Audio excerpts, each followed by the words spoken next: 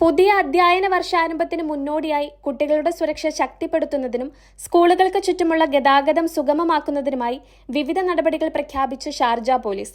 Traffic operations, സുരക്ഷാ media, community protection യൂണിറ്റുകൾ എന്നിവയുടെ സഹകരണത്തോടെ നമ്മുടെ ആദ്യ പാഠം സുരക്ഷ എന്ന പേരിലാണ് പുതിയ ക്യാമ്പയിന് തുടക്കമിടുക.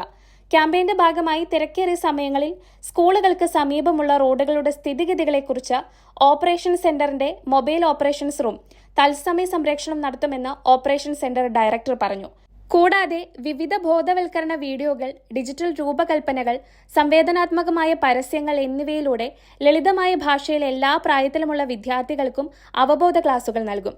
സ്കൂളുകളിലും യാത്രയിലും കുട്ടികളിൽ സുരക്ഷാ അവബോധവും ഉത്തരവാദിത്തപരമായ പെരുമാറ്റ രീതിയും വളർത്തുന്നതിനായി പരമ്പരാഗത ഡിജിറ്റൽ മീഡിയ പ്ലാറ്റ്ഫോമുകളിലുടനീളം ഈ സംരംഭം പ്രവർത്തിക്കും. സ്കൂൾ തുറക്കുന്നതോടെ നിലവിലെ ട്രാഫിക് പെട്രോൾ യൂണിറ്റുകളെ പുനർനിയോഗിക്കാൻ തീരുമാനിച്ചതായി അധികൃതർ അറിയിച്ചു.